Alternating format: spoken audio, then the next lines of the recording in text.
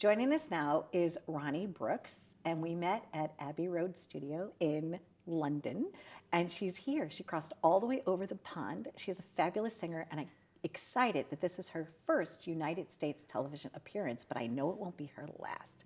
Ladies and gentlemen, my friend Ronniee. Hello. Hi. And hello and hello. Hello again.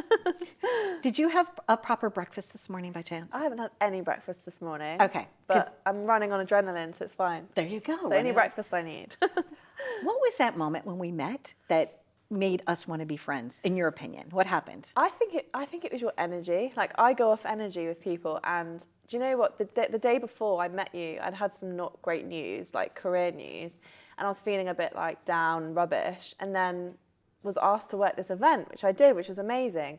And then, I don't know, we just started chatting, didn't we? And I just felt this like energy, and I was like, oh, this is cool. And then we just sort of, obviously I showed you a bit of Abbey Road, and we just had this connection, and yeah. It was so lovely, and I yeah. thought you were so kind because I'm a geek, and I was all excited because, I mean, that studio is so famous. So famous. So And famous. You feel that, like, I don't know if you felt it, but like, especially in the studio, like you get this like feeling, don't you? Yeah, Kind of weird. It's magical. It's Yeah. like being like sucked into this great vortex of talent. Yeah. And you just stand there, and you literally can. It has Yeah, feels. it does. It has vibes, man. You're really like, does. where am I? And you just know that you're stepping into like history. It's like a time warp. It feels a Yes. bit like, because a lot of it has kind of stayed the same. Like all the walls and things, nothing's really changed that much. And every time I go in there, even if I'm just like putting out some coffee cups or, I don't know, changing the bin, I always get this like, the Beatles recorded in here. Like, it's crazy. Right, Yeah. in that corner. Yeah, it's, yeah. it's beautiful. Yeah. And the timeline that they have on the wall I is so know. wonderful of everything that's been done there. Yeah, it's So crazy. how did you get your job there? So it was kind of by chance. Like when I trained at drama school, a friend of mine who I worked with, he just after lockdown put out like a post saying, I need someone to take this bar job, and I knew where he worked, and I just hit him up like 4 seconds after he posted, like, I'll take the job. It's me, yeah.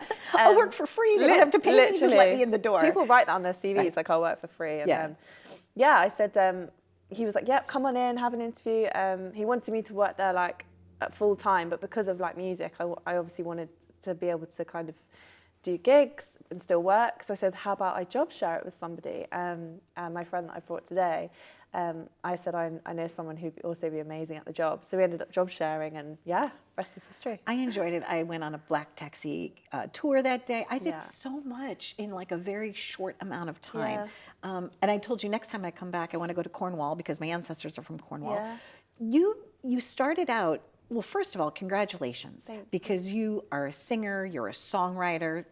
Other performers have sung your songs, and now you're striking out, I guess, just really going full force. Yeah. So you have this new solo coming out, and what is that? Yeah, so it's a cover song of an Elton John song, Don't Go Breaking My Heart, but we've kind of given it this twist, made it sort of very John Lewis Christmas advert vibes, you know. Yeah, it's just sort of, I love taking songs, like I said to you before, and just flipping them on their heads and making certainly them sound. did. Yeah, and ballads are like my thing. I absolutely love a ballad. I love a good breakup song. So, yeah. It's got a little ethereal quality to your voice does. too, which is like so nice because it kind of wisps you away Yeah. somewhere else, It right? took, do you know what? It took quite a lot of time. I think with your own stuff, because it's the first thing you've written, nobody knows it. You can just you just go with how it comes out. But it took a lot of time to like get it right. And my old manager was amazing and just kind of guided me through it. And I must have sent about 65 takes. And he was like, nope, do it again. Nope, do it again. But it's so worth it. Like, now it's done. Yeah. The final product. Yeah.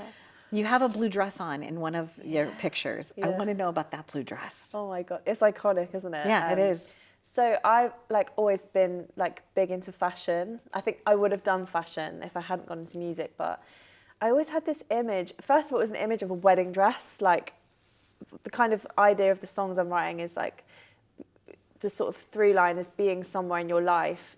You always have these plans and where you think you're going to go, and it always changes. Like life just always changes, you know? Oh, yeah. Crazy. And I think not being married by a certain age and not having children by a certain age isn't a bad thing at all. And just celebrating where you are in that moment. And I kind of wanted to like replicate that in this song. The outfit, and I just hit up a designer on Instagram. I said, I love your dresses, these huge like sort of net dresses. I thought she was going to be like, yeah, that's going to be like 10 grand. But she was like, look, come over, try some dresses on. We'll sort something out for the video. And I was there all day just trying on all these dresses, and the blue one was just, yeah, that was it. And we just had this idea to take it into a corner shop and walk down the high street, and we had kids like waving out the window like, hi, can I be in the video? We're like, sure, like, yeah. And that's really just giving yourself permission to succeed. Yeah, absolutely. Like calling it as you see it, Yeah. and being your authentic self, think which is so. so great about you, Ronnie. So you're on this musical path, you're on this Yeah. journey, you have fans, you have your own podcast, which is kind of like what is it, the things that happen to me, or That would only happen to you. there you Yeah. go. That would only happen to you, Yeah. right? So Literally. how many episodes have you done of that so far? I've only recorded 2. Okay. It was like, I always have these ideas, like, I'm like Alan Sugar. I'm like, right, I'm going to invent the next. And I never follow them through. And I have this idea for this podcast because I end up getting myself in these ridiculous situations in life. And everyone's always like, oh, that would only happen to you. And I thought, God, that's a really good idea for like a podcast. Right. And yeah, I just kind of booked some space in like a little podcast studio and wrote a list of guests I wanted, kind of things I wanted to say and talk about. It's very different to kind of, obviously, I used to be an actor, so following a script, you don't follow a script on a podcast, you just have the subject and go with it. And that was kind of a bit weird. It took a bit of getting used to, but now I think it's going to be really good. I'm going to put it out next year, so yeah, I'm excited. Do you know what supercalifragilisticexpialidocious means? Have you ever seen Mary Poppins? I have seen Mary Poppins, Okay. yeah. I always wonder, like, as culture, like things that are American Yeah. that translate and back and forth. Are Yeah. there certain things, like certain bands or certain things that are, you know, traditionally American that you think are interesting or cool? Oh, I didn't mean to stump you. no, I'm trying to think. Well, who are you a fan of? What kind of music are you a fan of? Elton John. Okay, I love Elton John too, but I claim Elton John. So I mean, Yeah, Yeah. well, yeah. I Yeah. mean, who isn't an Elton John fan? I hope most people are. But music, do you know what? I have quite a big. I like lots of different stuff, and I think I'm kind of attracted to a lot of like unsigned artists. I don't know if that's because I'm one myself, but I tend to like just like get lost in Spotify a little bit, and you know, sometimes a song will pop up, and you think, oh God, that's given me an idea for a song, and I'm a huge Stormzy fan as well. I love rap music. I think it's so clever, like. Because, you know, I'll sit and write a 2-minute song and they'll write like a 3-minute song and it's 5 times the amount of words, and it just, the way it flows is so clever. It's very poetic, so I do really enjoy that. And obviously Beyonce, you know, all the big superstars. nice. Yeah. You started out with a guitar, Yeah. a simple little guitar. I did too, and I don't think I've ever shared this story. Oh. I wanted to learn how to play guitar, but the only guitar I could afford was like $60, and it had a broken neck. But then I somehow hobbled it together, Oh, wow. and I was trying to play, you know, ridiculous music, Yeah. sheet music, and trying to read it, and it was horrible. hard, I yeah. never picked it up, but at least I tried. Yeah. Tell us about your journey, because it wasn't so easy for you either, right? You No. kind of had to be scrappy and tough. And Yeah, I think so. I'm like I said, I started out in sort of theatre, and when I was at training at drama school, I ended up falling in love with somebody, and turned out he didn't feel the same way, and I had this horrible feeling, and I don't know, I'd never felt it. I guess it was like anxiety or something, and I just was like, I need to get it out, and I don't know how to do it, and just started writing. I started off as a poem of just how I felt, and then I was like, oh, maybe this is a song. Did the same thing, ordered a guitar off eBay for like £20. Couldn't play it. It was nylon strings. It sounded horrendous. And I was just like trying to make a tune and nothing was happening. And then I Googled like chords on YouTube, 4 of the easiest chords, wrote this song, and got my housemate to come in and sit on my bed. I was like, what do you think? And she was like, this is really cool. Whether she meant that or not, I don't know. And that's how it all started. And I just sort of, then I wrote 4, and then I got up and performed them at like a sort of open mic thing. And I wasn't great. I was slow. But I think it was just more the kind of sense of like showing something and kind of bearing what I'd done to an audience. And yeah, it's therapeutic. It's really therapeutic. Are It's you addictive. excited about your performance in New York? Yeah, I am. You're performing in New York City. I know. That's awesome. Tonight, yeah, crazy. Yeah. Okay, yeah. what are you going to be singing? I'm going to sing probably, well, I'll be singing originals and this cover I'm doing. Okay.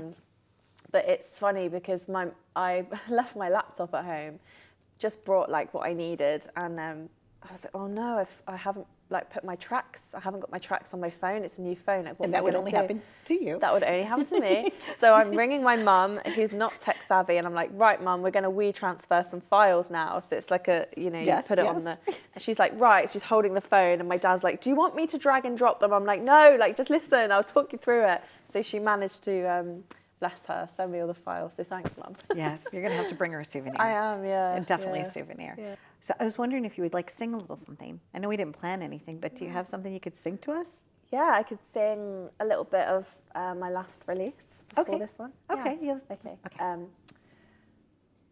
Give or take, I'd say I'm happy with my days. I keep my head from hanging down. Though my faith sometimes shakes, 'cause getting older scares me. I try to hide myself from love, to stop my heart from getting stuck. And I sometimes think I'm better off alone. You're beautiful. Thank You you. were so wonderful. Thanks. I'm so glad that you were here with us. One of the fun things too that we kind of have in common is I had shared backstage that I just interviewed the original cast from Willy Wonka, and you said, what did they record there? The new music. For the new film, yeah. I think I can say that. The Timothy Chalamet. Yeah. Nice. Yeah. Yeah, so, you know, life is such a beautiful journey. I'm so grateful to you and to your friend Adam, you know, that came over here to the States. I hope you have a wonderful time. Thank you so much for having me. It's Yeah. honestly been a dream. And that I want to come see you perform live sometime, whether it's over the pond here or over the pond there or You will. wherever you will. Yeah. I want to be there. I want Definitely to celebrate will. you. Yeah. So thank you so much. Thank you. Please follow Ronniee. It's going to be such a great treat for you to hear her music. I know it's a treat for me. And this new thing, Don't Go Breaking My Heart, wow, it's going to be phenomenal. Thanks for watching.